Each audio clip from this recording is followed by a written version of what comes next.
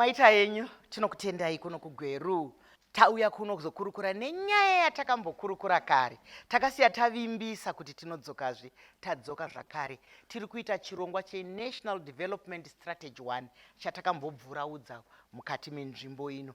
Saka isusu takati tinodzokazve tichinzwa kuti shuviro dzenyu zvamuri kutarisa nemuono yenyu ndizvozvo here, pane zvinoda kuwedzegwa here, pane zvinoda kutapudzwa here, hero jira kufuka kana kuwarira. Asi regai nditange ndakutendai mese neungano. Ndoziva kuti nhasi kuri kutonhora, kune chando kuri kupfuna, asi mauya. Tine maministries atiri kufamba nawo ari pakati pedu, muchaona sekufamba kwenguva. Tinovambundira vese, kune nyanzvi dzedu, ndichavapa mazita ekuti vambotanga vatipa mazita avo nekuti vabva kubasa kupi, asi vachazotaura zvavo gare gare. Mese ndinoda kuti munzwe kugashirika. Tinokuunzirai kwaziso kubva kuguta reHarare. Chirongwa tiri kuchipiwa neministry yedu inotarisa nekusumudzira upfumi hwenyika nevandudzo nemagariro akanaka, Ministry of Finance. Anditka saka regai tipe nyanzvi dzedu mukana kuti mazita avo ndanani, vanoshandepi. Zita renyu ni kwamunoshanda? Mazvita Mai Chisamba. Tinogamuchirai vateereri nevatariri. Ini zita rangu ndinonzi Tongai Tarubona. Ndinoshanda ndiri kuReserve Bank of Zimbabwe. Ndiri kuDepartment reEconomic Research. Tinokutendai, muchazonzwa vachitaura. Mazvita Mzvinafundo Chisamba. Zita rangu ndinonzi Engineer Shenje. Ndinoshanda ndiri kuMinistry of Transport and Infrastructural Development. Mufaro wangu kuva pakati penyu chikurukura tese. Ndatenda. Tinokutendai nouvepo. Ndinotenda Mai Chisamba, makadii vateereri nevatariri. Zita rangu ndinoitwa Blessing Tinaro. Ndinoshanda ndiri kubazi rinoona nezvekuvandudza kwebudiriro yenyika yedu kuMinistry of Finance and Economic Development. Ndiri kuDepartment rezvekufambisa kwemashoko, Communications and Advocacy. Ndatenda. Tinokutendai, muchavanzwa vachikurukura.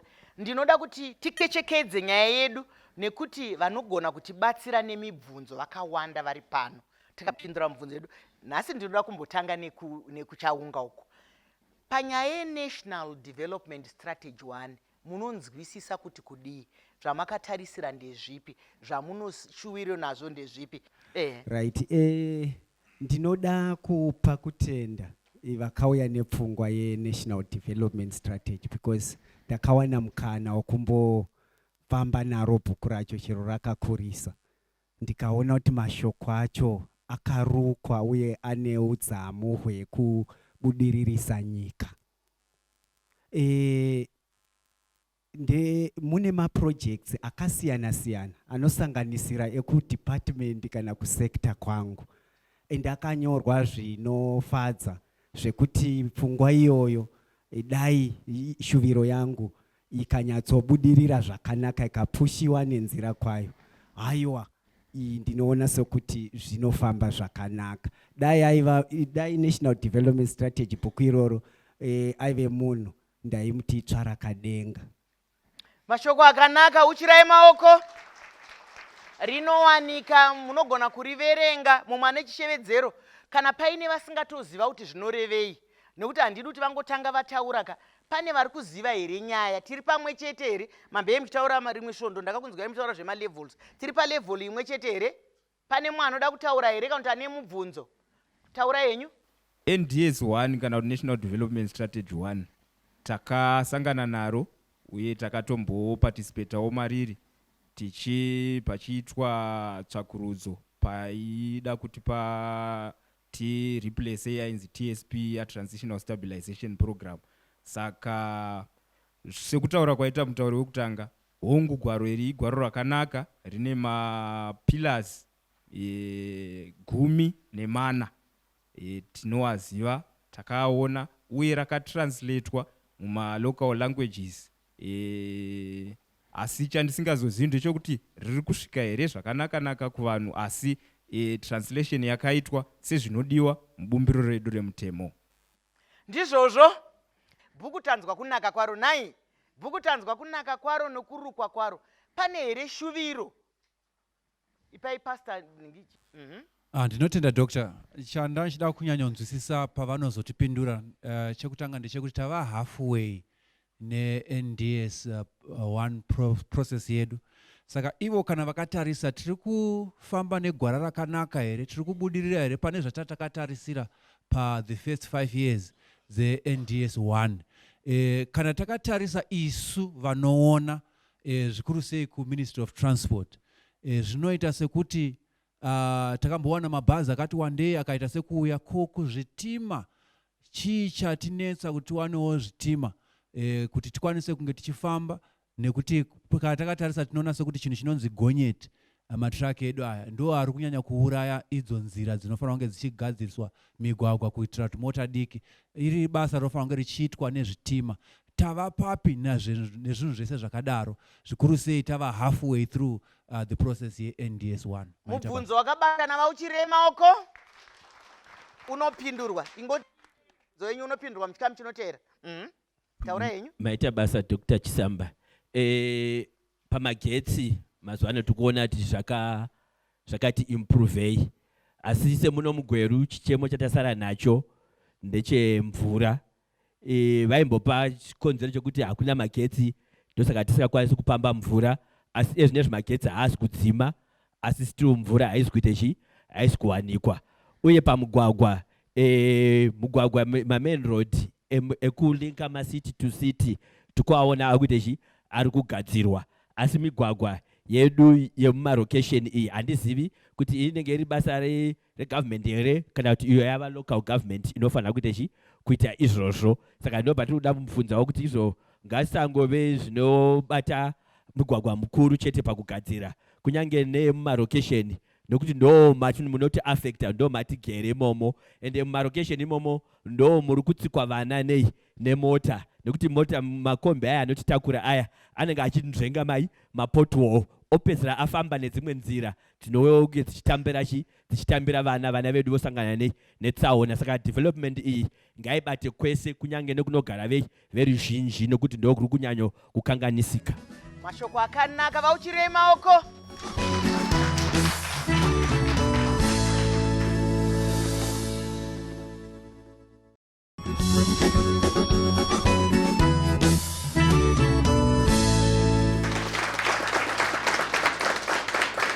Maita yenyu vadiwa vatariri, tiri kuno kuGweru kwatiri kutarisa nyaya yeNational Development Strategy 1. Kune zvakawanda zvakaitwa, asi shuviro nemuono ndo dzatinoda kutevera, nekuti kana tisingateverezve, ministry dzedu dzisingateverezve, hapana kuti vangazive sei, hapana kuti vanganzwe sei, handiti? Saka vari pano kuti vadaire mubvunzo. Wekutanga mubvunzo ndakumbowisa kuna injiniya wedu, injiniya Shenje. Mazvita muzvinafundo pabvunzwa mubvunzo wokuti ko migwagwa yekumarokesheni haisi kufambika zvakanaka. Regai ndimbotidzoke kumashure zvishoma ndichizivisa vateereri kuti muchacherechedza kuti muNDS 1 chimwe chezvinhu chatakaona ndechekuti migwagwa yedu takapedza makore 20 tisingaimaintain, saka yanga isina chimiro chakanaka. Tabva ipapo muchacherechedza zvakare kuti migwagwa inokanganiswa nemvura, saka mvura painonaya inenge ichiura futi mugwagwa zvakare.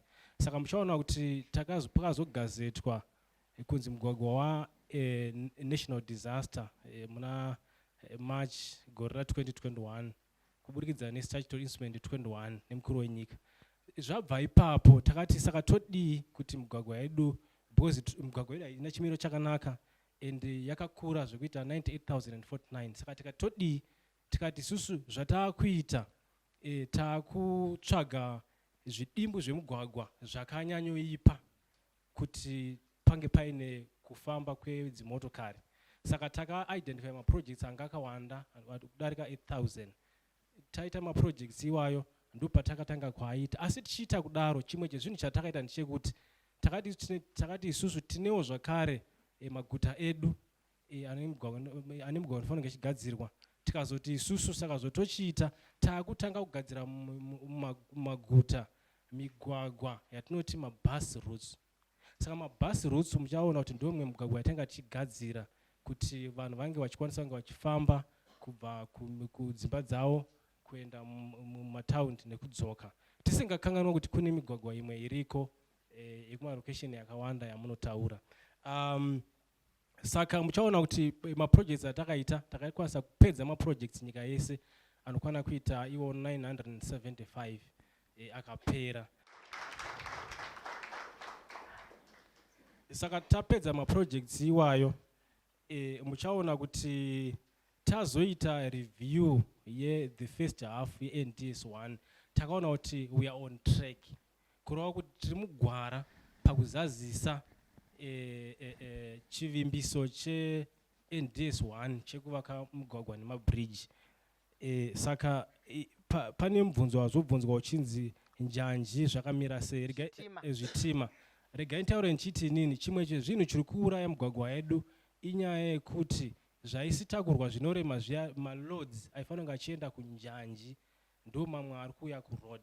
Saka regai ndipe mukana uno Mr. Masimba vatitsanangurire kuti zvakamira sei panyaya yezvitima. Mr. Masimba. Hurumende ine urongwa hwekuti atingati kuvandudza kambani yedu yeNational Railways of Zimbabwe yatingati recapitalization program. Kune vanoverenga mapepa mazuva apfuurayo pane nhau yakabuda yekuti government iri kuta recapitalize National Railways of Zimbabwe. Tiri kutarisira isu kuti mugore ratikupinda rinotevera iro tichange tava nezvimwe zvitima zvinyowani zvichange zvichiuya kusanganisira neprogramu iyoyo yerecapitalization. Zvinoreva kuti sezvambotaurwa nainjiniya Shenje kuti kune zvimwe atingati mabulk goods aifanira kunge achitakurwa nechitima, mamwe acho ava kupedzera ava kuroad. Zvinoreva kuti kubvira mugore rinotevera iri tisati tapedza NDS 1 zvitima chedu chichange chakukwanisa kutakura zvakawanda zvokuti mamwe maloads achadzokera zvakare kunjanji. Tinotenda. Mashoko akutu evimbiso zvamabvunza nezvamuri kutaura mazvinzwa zviri kutaurwa zvaitika nezviri kuitika muri kuzviona. Regai ndimboenda pana Mai tinarwo mombotiti de. Ndoda kutenda Mai Chisamba nemukana wamandipa. Ndinofanira kuva kuno kuGweru. Pane mubvunzo wambotaurwa kunzi since tava pakati pekuimplementa kana kuti kuisa kushanda kwechirongwa cheNDS 1 ndezvipi zvaitwa, tichiri pamunzira here, tiri mugwara here kuti tifambirane nemuono wemutungamiri wenyika. Sezvatakambotaura kumashure patakauya, NDS 1 haisi kufamba iri yoga, iri kuzadzisa muono wemutungamiri wenyika unonzi National Vision 2030 zvichibatana neTSP Transitional Stabilization Program kwatakabva kuna 2019 kusvika 2020, NDS 2021 to 2025, then NDS 2 2026 zvichienda mberi kusvika pa2030. Saka sekuona kwatiri kuita seMinistry of Finance titori muprocess yekuona kuti ndezvipi zvakaitwa. Tiri kuita yatinoti mid-term review yeNDS 1. Zvichabuda ipapo tichazvishare, tichakugoverai tichishandisa mhando dzakasiyana-siyana kuti mashoko asvike kwakawanda. Asi sekuona kwedu seMinistry of Finance, isu pamwe chete tichishanda neRBZ tiri kubandiko rakanzi Economic Growth and Stability rekutanga ramuri kuona iro. Tiri kwekusekta ikoko tichiona kuti zviri kuitika maringe nekukura kuri kuita upfumi hwedu. Tiri kuona kuti tiri mugwara. Nemhaka yendichidaro muchatarisa kuti mashure ayo vanhu vakatotanga na World Bank nana IMF vanga vachitorevisa upwards growth kana kuti kukura kweekonomi yedu. Pambachona vanenge vakasakana pa 3%, wozoona vava kuti aiwa ikonomi iri kugura pa 5.8%.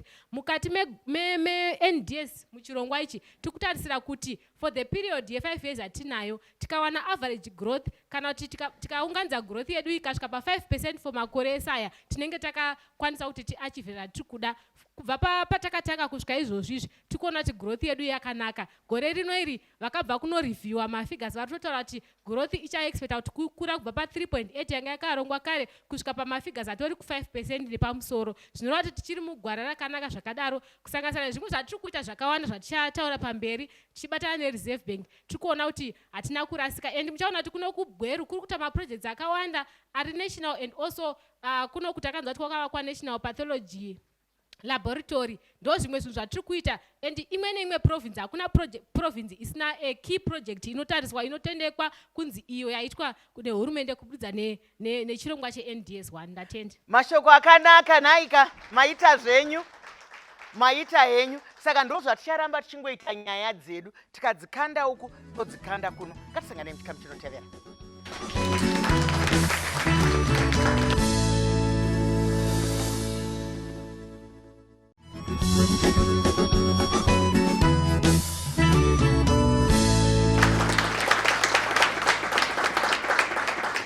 Maita henyu madikani, tiri kutaura nyaya yeNational Development Strategy 1.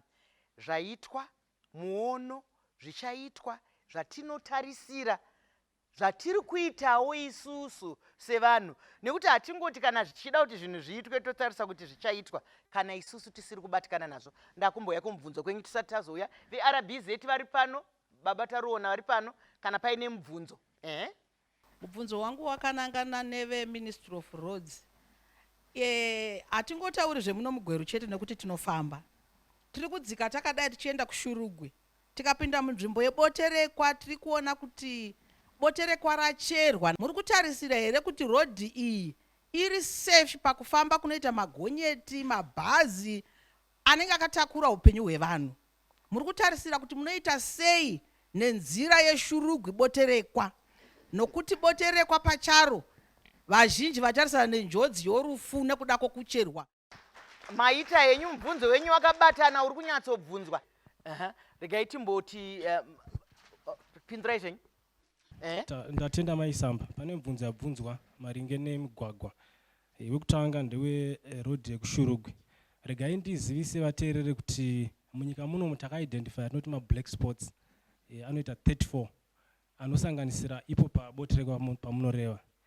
Paboterekwa takatopa project yacho kuna contractor kuti anga achitanga. Saka ndiri kutarisira kuti pari zvino achiri kumbounganidza vanhu nemishini yake kuti anga achitanga project iyoyo. Asi unyoro huno project yedu inenge ichitanga. Kutanga kweproject yedu muchacherechedza takunopedza boterekwa chibva kuno kuGweru. Pane panosimboita tsaona yemotikari, so takunopedza. Ndo zvimwe zvezvinhu zvaari kunge achinogadzirisa izvozvo. Because tiri kuti isusu imwe yatinoti key result area yedu kuMinistry of Transport kumugwagwa safety and security. Saka hatidi kuti vanhu varasikirwe neupenyu. Saka tinenge tichida kuti tinge tichidzivisa zvakadaro kuti vanhu vasange vachishayika mumugwagwa. Ngatibvede apa tisati tauya kuchikuva. Inini mubvunzo wangu uri pakuti NDS1 ichitaurwa nezvayo, zvimwe zvezvainotarisira kugadzirisa economic growth, yobva yataura zve-stability, yobva yataura zve-protection of environment. Yapedza izvozvo iri kunotaura nyaya ye-food security. Iri kuitawo sei kuti zvinge zvichinogadzirisika? Chekupedzisira, mukanotarisa even nyango pamapepa atapuwa aya, pari kutaurwa nezve-upper middle class economy. Toisvika sei iyo kumaguta wose kunyanya muno muGweru takungotora mvura muzvibhorani, tadzokera kumashure pachinhambo chekuti tiende kumberi? Handisi kuziva kuti zviri kutibatsirawo chii maererano nezvamuri kuita at national level. Zviri kukasikeda here down kusvika kuno because isusu tichiri mukutambudzika. Mashoko akanaka, mubvunzo wakabatana naye unopindurwa. Regai titore umwe mubvunzo. Titore umwe chete.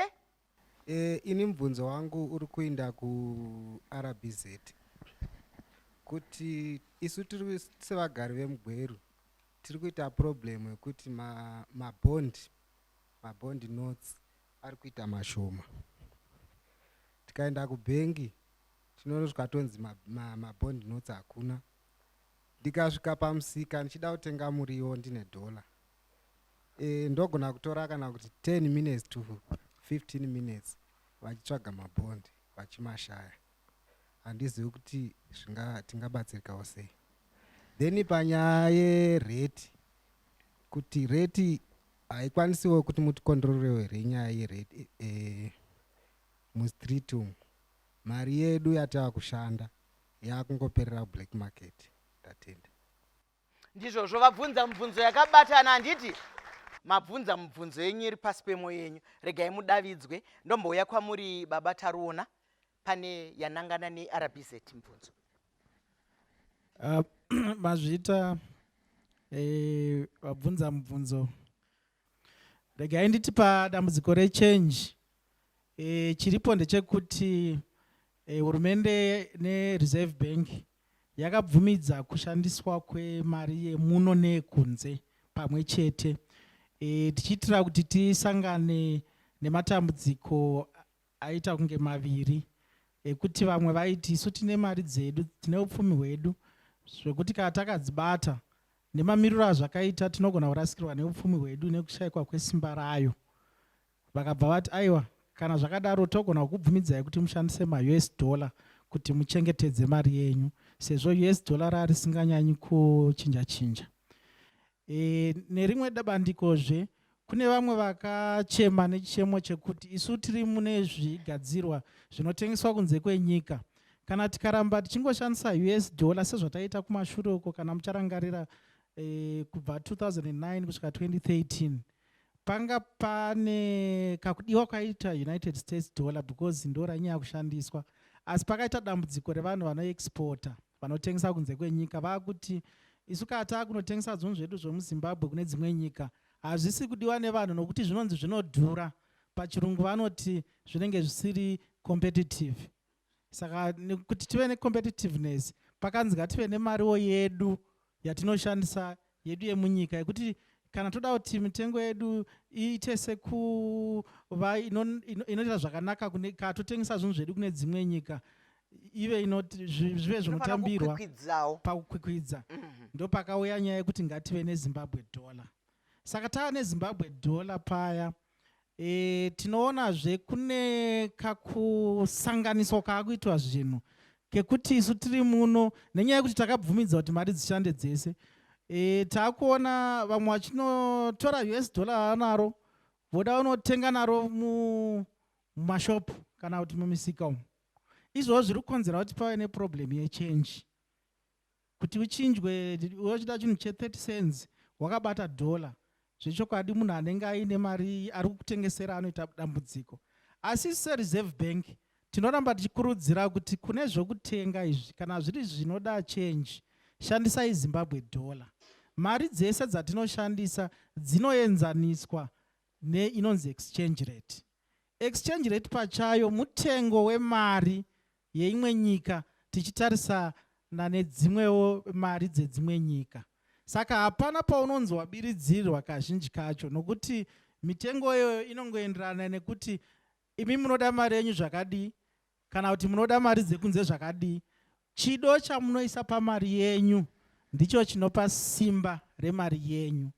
Zvino muZimbabwe tinenge tine dambudziko rimwe rekuti hatifariri mari yedu. Mukaenda kune dzimwe nyika munoona vachida mari dzavo. Mashoko echenjedzo amapiwa nai. Munyaya yese yavanga vachikurukura ivavava, ndiri kutoona kuti pakati pedu, pakati penyika, pakati pechi pane nhubu. Ngaitore mukana uno wekutenda vakotsveri vedu vebazi reupfumi munyika medu muno rinotarisa nokuvandudza magariro akanaka, bazi reMinistry of Finance. Saka regai nditende zvakare vakatikuta maministry officials vari pano vauya kuzoti vafambe vachitsanangurira nyaya iyoyo. Tinoda kutenda mhuri yeGweru, nguva ifushwe sekutaura kwanomboita pakutanga nemukana uno wamauya. Ndigotenda zvakare vadare vedu vatyaira chirongwa munguva yakamanikana yakadai. Tinokutendai Mai Tinaro, tinokutendai Engineer Shenje, tinokutendai Baba Taruona. Zvakadi kusangana zvakare tondoronoya pane imwe nhapitapi panguva imwe cheteyo. Tinonyo Dr. Teresa.